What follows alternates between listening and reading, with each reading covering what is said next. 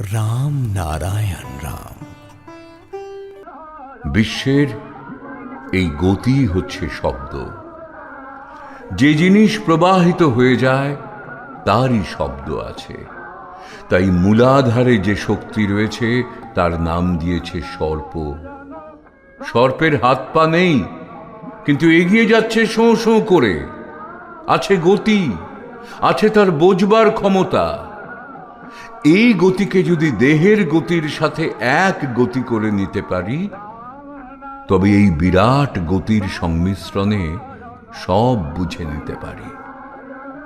এই গতির সাথে যে গতিতে এই বিশ্ব, এই অগণিত গ্রহ উপগ্রহ চন্দ্র সূর্য সৃষ্টি হয়েছে, সেই বিরাট গতির সাথে এক যোগ করতে পারলেই হলো।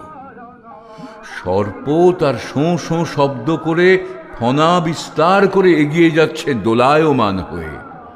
আপন দোলায় ঢেউয়ে ঢেউয়ে আপন সত্তায় চলে যাচ্ছে। আপন সন্ধানে নিজেকে এগিয়ে দিচ্ছে বিরাটের দিকে। মন হচ্ছে এই সহস্র ফনা সর্প।